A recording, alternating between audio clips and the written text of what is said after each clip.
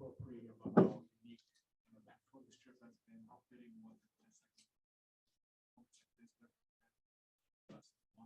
Yeah, it's it's really been incredible. This has felt like a 2-month road trip, and I think we've only been on the road for 9 or 10 days. But a lot has happened during the course of that time. I just really continue to commend our group, for just staying in the moment, focusing on solutions, and just figuring out how we can try to improve and get a game good enough to win. One at a time. And it's been unprecedented, for the entire league to have to, sign emergency 10-day contracts. And we're just so appreciative of these guys, this group that joined us on this road trip, and have really infused, some life into our group and gave us some really productive minutes. Everybody to a man in the locker room is just really appreciative of them. And because of all these experiences, we've had, some really memorable nights. And this was one of them. There's some deep respect for this franchise, for how they run their program, the success they've had the last 2 years. We knew that we wouldn't be able to play with an average game, and a bunch of different guys stepped up and contributed. Phoenix has been pretty good defensively this year for the most part. You guys got a lot of open looks. Was there anything in particular, or was it just one of those nights that just seemed like you guys had a lot of good looks and took advantage? Yeah, I don't know. They are a really good defense. They do what they do extremely well. They're well versed, very disciplined, and they have a lot of guys that know how to make it tough on you. We just happen to make some shots, and sometimes you can just become ignitable from there. And we're really sharing the ball and making the extra play. But it also helps when the ball's going in. If the ball's not going in some key moments, it could look differently. But thankfully, we were able to knock some down, particularly when there was a run or a swing of momentum. It seemed like we moved the ball and got an open shot, and we were able to knock those ones down. I think it's not like that. Done that obviously a couple of times in his career, but how fun is that to watch? How much do you expect? Right, and throughout the rest of the game. Yeah, he's ignitable. And look, this is not easy. This entire thing right now, to the average fan or anybody else out there, it's not easy. Duncan has been in the protocol. He literally just flew all day before the Portland game to be able to play in that game. Brought him off the bench just so he can control his minutes. Then, we're just trying to figure this out game by game. He's a starter, but, because of last game, we just went with the same lineup. That's not easy for anybody emotionally or mentally. He just prepared and stayed the course and had a great practice yesterday and really stepped up and made some key shots, key plays for us tonight. All right, Alex, we'll take some via Zoom. All right, we'll start with Ira Windeman. Go ahead. Erik, I probably don't expect Omar Yurtseven to be an assist leader very often, even in the first half of the game. One, what got into him, and what does it say about the way he loaded up with assists early?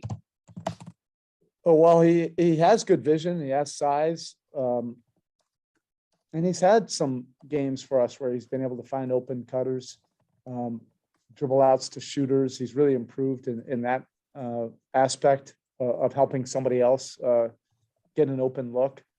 And we just had to go to him a little bit more in that kind of way, similar to how we were playing through PJ against Portland. He's earned more touches in those situations to be able to do a little bit of playmaking for us.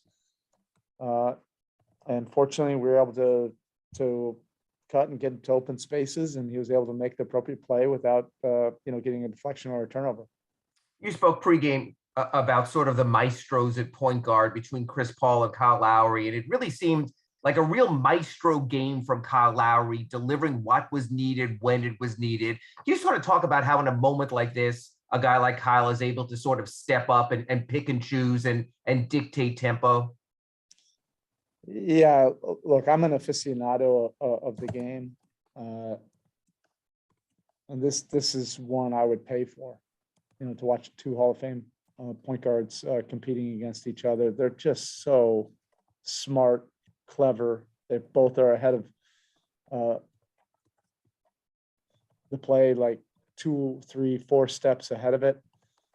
And they're both fierce competitors. They're not going to give an inch on anything.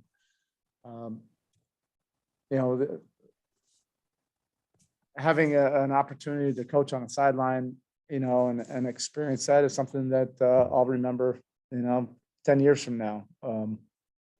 But Kyle, drives, so much for us.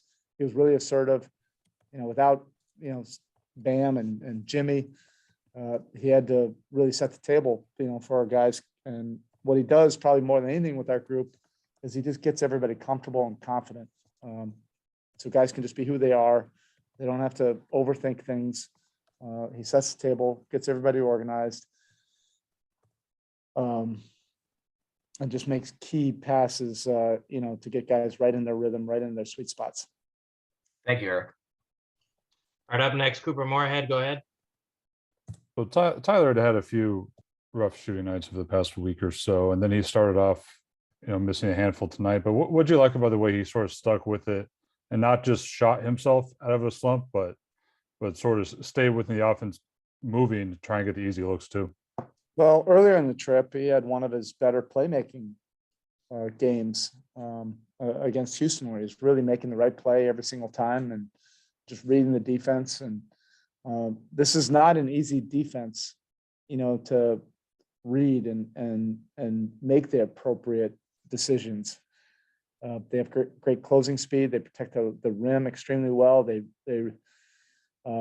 force you to really have to be assertive, but make the right play. And he was able to do that. And I thought his passing was good. I thought he got off the ball, at the right times. One of his better passes of the season was right before the end of the half. Just set that all up. And that's definitely a play, he wasn't making last year or the year before. And then he just got into a great rhythm, and we need his playmaking. We need his scoring. We need all that. He's playing enough minutes that he can just, not have to feel like he has to fight for his rhythm. He can just make the appropriate play every time, and knowing that the ball will continue to find him. And we need him to make plays, that he'll be able to,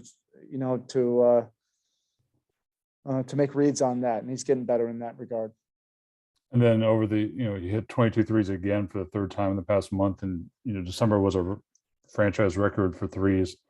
A lot of teams could say we want to take more threes, but what have you liked so much about the process behind the shots you've been getting for the last month and the team's ability to stay organized, before getting to the shots that are going in? They're really coming from they're going in or they're happening within the strengths and the context of how we want to execute our offense.